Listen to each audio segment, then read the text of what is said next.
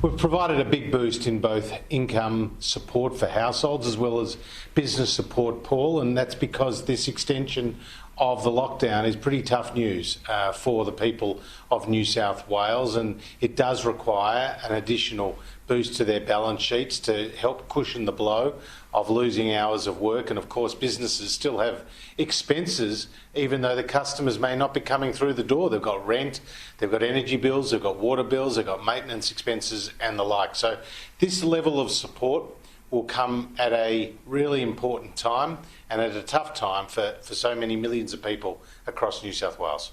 Well, and particularly good is that business support that's been negotiated in partnership with New South Wales. Certainly, you're very aware of the cases I've talked about on this show. You've been a great support to business at all times, be it pandemic or not. So thank you so much for that. Now, I want to ask whether you get, I don't know, daily, weekly figures out of Centrelink, frankly. Are you seeing any huge spike in unemployment at this time? What are you starting to see about the consequences of lockdown?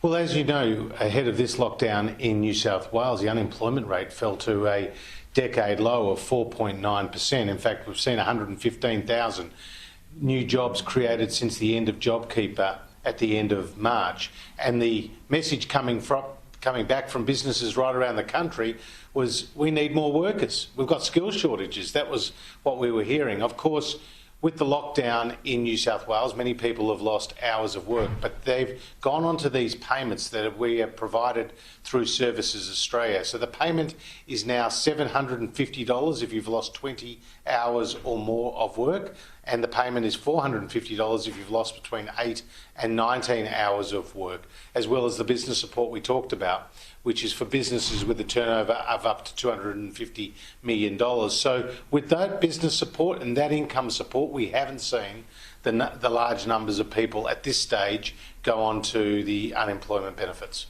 Now, of course, Labor, on one hand, will pretend that they're trying, it's the perfect each way elbow, right? They pretend to be bipartisan in support when it comes to the pandemic, but of course, they voted for the end of JobKeeper, then demand that JobKeeper had to return every decision that's been made through. They've said that it's exactly the wrong one.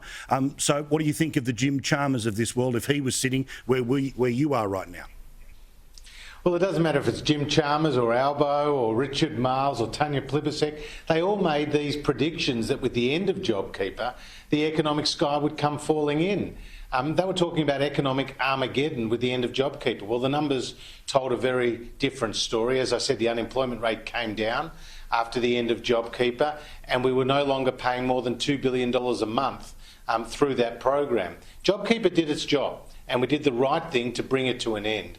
Now that we've seen this extended lockdown in New South Wales, we have more targeted payments, and these payments going out through Services Australia are being processed in as short as 40 minutes from the time of application to the time that people are getting their money. And we know that more than 90% of people have applied online as well. Around 1 million payments have been provided and processed across the country at around $500 million. And that's just to this point in time. So more money will be going out the door. It's quicker, it's targeted, and that is a different approach than what we saw during JobKeeper. And under the cover of COVID lockdowns and the cover of the Olympics, the Labor Party made a rather major decision, which is that they are going to back in tax cuts for all Australians. They hoped nobody would notice, but you have. I certainly have, and all your listeners and viewers know all too well that they went into the last election, the Labor Party, promising $387 billion of higher taxes. If you wanted to put more money into your super, they would tax you more. If you wanted to earn a bit more money, they'd tax you more. If you wanted to buy an investment property, they'd tax you more. Indeed, if you're a retiree getting franking credits from your shares, they'd tax you more. So whichever way you look, the Labor Party was putting their hands into your pockets. And the Australian people gave a very strong message at the last election when they voted for Scott Morrison and his team, that they rejected Labor's high taxing approach. Now, the Labor Party says they've learnt their lessons. Well, we know they haven't, because most of those taxes are still on their books. And as you know, they also opposed our tax cuts that we took to the last election, which are getting rid of a whole tax bracket, the 37 cents in the dollar tax bracket, gone. And if you earn between $45,000 and $200,000, you will pay a marginal rate of tax of no more than 30 cents in the dollar. That's what we legislated through the Parliament. Jim Chalmers ran around saying that was offensive. It was a terrible policy. And now he seems to want to back it.